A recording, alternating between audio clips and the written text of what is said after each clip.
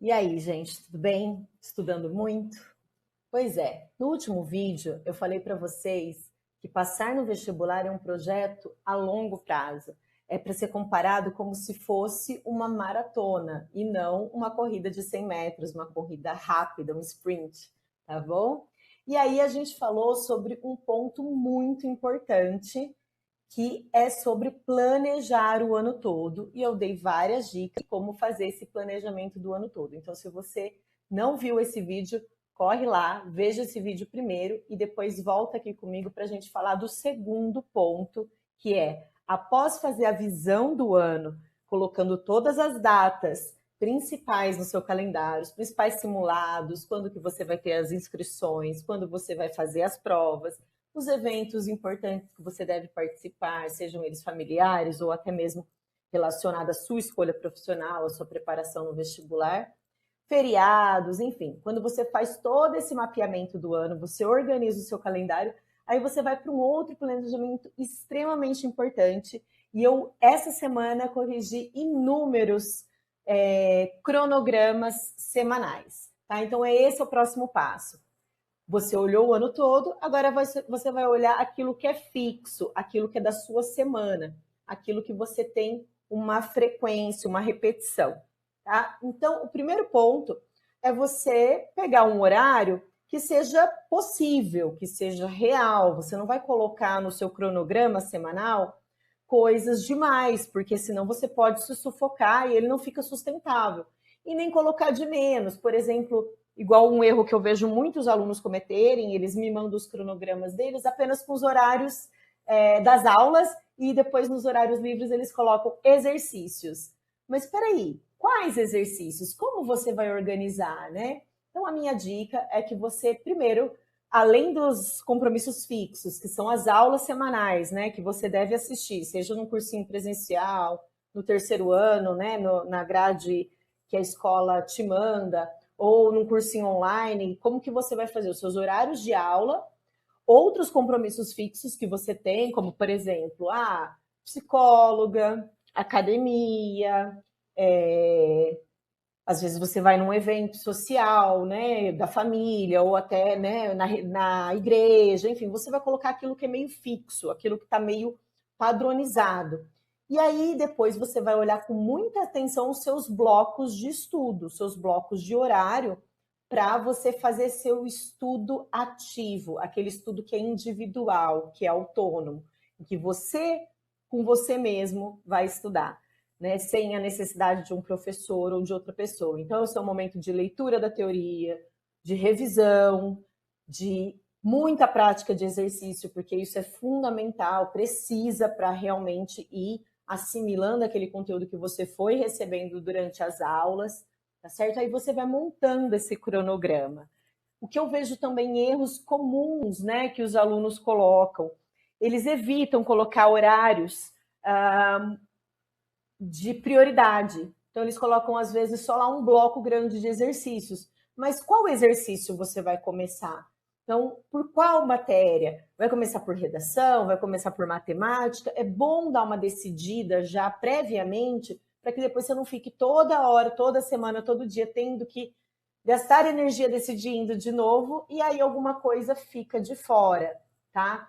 A minha dica é comece pelo exercício, pela matéria, né, pela disciplina que você tem a maior dificuldade naquele dia, porque aí você já elimina isso e no final do dia, quando você tende a estar mais cansado, você vai pegar uma matéria que para você acaba sendo um pouco mais leve e você vai ter mais chance de finalizar o seu estudo sem desistir, sem desanimar, sem deixar para depois, sem procrastinar. Então, quando você for montar o seu cronograma semanal, lembra, primeiro coloca o que é fixo, né, o que é seu trabalho, suas atividades que tem o horário certo, né, e depois o seu bloco de estudos autônomo, começando pelo difícil. Pode ser que você precise fazer um cronograma de 2 semanas, tá? Porque às vezes tem aulas que são quinzenais, são atividades que são quinzenais, então presta atenção nisso. Pode ser que você tenha semana 1 e semana 2, semana né, par, ímpar, semana A e B, enfim, aí cada um faz da sua maneira. Eu costumo fazer em um só e às vezes divido no meio, assim, quando é uma atividade quinzenal. Na semana tal vai ser essa, na outra semana vai ser a outra atividade, ali naquele bloquinho, tá bom? Então, a minha dica de ouro é essa aí, de você começar pela tarefa mais difícil, onde você tende, né, a procrastinar se você não colocar ela em primeiro lugar. E aí você vai começando onde sua energia ainda está muito grande para você realmente conseguir fazer isso. E depois você vai diluindo isso ao longo do dia. Claro que isso é uma estratégia que funciona para muitas pessoas, mas você tem que olhar também como está a sua energia no dia. Porque às vezes você está muito cansado, não consegue, de fato, colocar ali muita disciplina para fazer essa atividade, então aí vale a pena, talvez, colocar uma mais fácil para você dar uma reenergizada, para você dar uma levantada aí no ânimo, tá? Mas isso seria mais uma exceção. No geral, comece pela mais difícil e vai facilitando ao longo do dia. Um outro ponto que eu vejo que falta em muitos dos horários que eu analiso, né, que é momento para você viver, né? Momento para você ter atividade física, porque isso libera o estresse, isso reanima e acaba dando mais foco, né, para o aprendizado. Ah, mas eu não tenho tempo para fazer. Poxa, 2 vezes na semana, arruma um horário lá, uns 30 minutinhos para você conseguir. É necessário também, entre uma atividade complexa e outra, ter um momento pequeno ali de pausa, pelo menos uns 10 minutos. Isso vai fazer muita diferença para você, né, respirar, para você acalmar a mente, como se fosse uma higienização mental ali naquele momento. Então, presta atenção que às vezes você está com um foco muito disperso, está cansando muito. Aí, às vezes, essa pausa de 10 minutos, levanta, vai tomar uma água. Eu costumo falar assim, às vezes dá uma volta no quarteirão, né, só para dar, né, ver o sol e mudar o ambiente, às vezes isso já é o suficiente para reenergizar. E lembrar que o sono é muito importante para você garantir uma qualidade de aprendizagem. Tem gente que prefere, acaba negligenciando isso, porque prefere estudar até tarde ou acordar muito cedo, né, para fazer revisão, e acaba não tendo um sono de qualidade. Então, é importante você dar essa pausa para o seu cérebro, fazer o processo, né, de limpeza dele, armazenar as informações que foram adquiridas durante o dia e classificando isso, organizando. Isso é essencial durante esse momento, tá bom? Então, lembrando disso, que para você ter uma boa performance, né, nos estudos, você precisa equilibrar tudo isso. Sono de qualidade, uma atividade física aí, pelo menos mínima, né, durante a semana, para te dar um pouco de oxigenação e te dar um pouco de qualidade.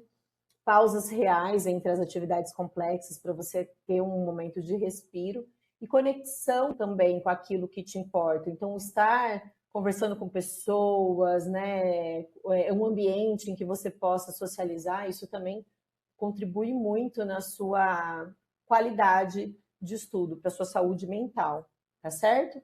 Então, aí, esse meu recadinho é para os pais, tá? Eu sei que às vezes rola uma pressão excessiva do próprio estudante, né?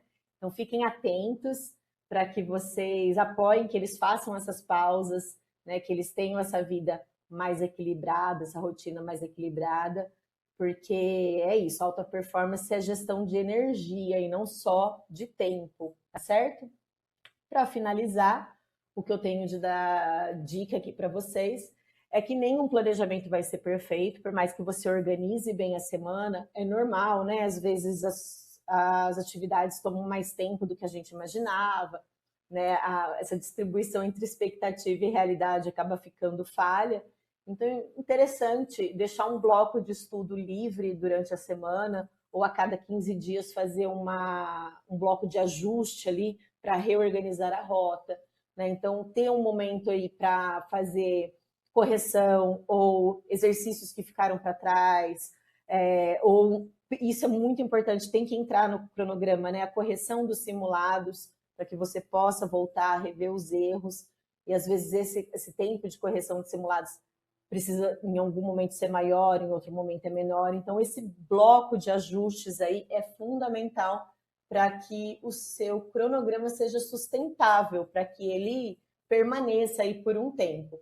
É claro que tenha um único cronograma para o ano todo, né? Você vai ter vários cronogramas ao longo do ano, mas a ideia é que você consiga ter uma rotina ali, mais ou menos, constante, né, com pequenos ajustes. E aí você vai fazer um cronograma diferenciado perto de alguma prova específica, que é a sua prioridade, ou nas férias, ou quando tiver algum evento importante ali, com feriados, enfim. No restante, a ideia é ter um cronograma que possa ser repetido várias vezes, né, que possa ser utilizado várias vezes. Mas às vezes ainda nos surpreende. Então, assim, caso você tenha que ajustar, fique tranquilo, isso é muito comum. Então, seja flexível, tá bom? Não se desespere, e vá constantemente revendo, né, o seu horário para ver quais ajustes são necessários. Às vezes, por um tempo ele funcionou bem, agora não está funcionando mais. Então, fazer essa volta constante no cronograma e fazer os ajustes conforme a sua necessidade é muito necessário, tá? Então, aqui eu tenho para vocês, ó, algumas dicas, né, de como você pode organizar e um modelinho que eu quero mostrar, né, como que você faz para colocar tudo que você precisa. Então, vou mostrar aqui para vocês um modelinho de um baseado. Opa, deixa eu voltar. Volta aqui. Baseado num cronograma de aulas para um estudante de terceiro ano do ensino médio. Então, é um modelo, só um exemplo. Então, ele tem, por exemplo, um momento para acordar, né? Uns blocos de aula e descanso que já está previsto na escola, então ele não tem como mudar isso. E onde ele tem mais liberdade de montar o horário dele é no período da tarde. Aqui, esse aluno, né, ele optou em dividir o bloco de estudos parecido da maneira que as aulas são divididas durante o dia. Então, nesse dia concentra mais aulas de matemática, então ele priorizou matemática. Aqui concentra mais aulas de ciências, então ele priorizou estudos de ciências, enfim, dessa maneira. Tá? Às vezes você vai ter que quebrar mais esse bloco aqui de estudos, né? Às vezes não dá para ser só a área de matemática, às vezes tem que entrar aqui, por exemplo, também uma biologia ou uma história, enfim. Aí a dica é comece pelo mais difícil e depois você vai facilitando. No caso desse aluno, ele gosta de fazer atividade física no horário em que ele finaliza o grande bloco de atividade prática, né, de exercícios. Tem outros alunos que preferem já fazer atividade física aqui antes do momento de estudo à tarde, porque eles se sentem mais energizados. Então, vai de cada pessoa olhar quando funciona melhor. Mas é interessante ter uma constância. Esse aluno está fazendo atividade física todos os dias da semana. O ideal é que faça pelo menos, aí no mínimo, 2 vezes, né? Mas se conseguir fazer todos os dias, melhor ainda. E olha que interessante, aqui colocou um bloco de revisão, certo? Na segunda-feira. Pode ser também necessário para algum aluno que quer fazer um curso, prestar um vestibular mais concorrido, que tenha mais blocos de revisão, né? Quase que diariamente. Né? Aqui no caso desse aluno que não quer um estudo tão pesado no terceiro ano, ele quer também poder curtir outras atividades, então ele colocou só neste momento, né? Ó, lembra que eu falei do bloco de ajuste? Tá aqui, caso tenha alguma atividade que ficou para trás, alguma tarefa, né, algum trabalho, ele consegue organizar. Faz simulados aos sábados e faz a correção ao longo da semana. Né? Esse aluno consegue manter a terapia também semanal, algo que é bem indicado nessa fase aí de preparo, de muita cobrança interna, né? De muita busca pela escolha profissional. Então, vale a pena ter um momento aí de terapia, no caso desse aluno. Existe isso. Faz também cursos de inglês, ajuda em casa e colocou as leituras das obras obrigatórias do vestibular que vai prestar aqui no sábado. Mas deixou também espaço para o final de semana, um espaço para lazer, para descanso. Afinal de contas, é importante ter essas pausas, né? Para que não sobrecarregue tanto e acabe ficando esgotado e ali mais ou menos em junho já não consegue mais realizar nenhuma atividade de qualidade de tanta sobrecarga mental. Então, aqui tem um modelinho para que você possa realizar o seu próprio horário, tá certo? Então, faça isso. E se você quiser me mandar, manda para o meu e-mail que eu devolvo um raio-x analisando o seu horário de forma gratuita, ok? E é isso, gente. Acho que as principais dicas.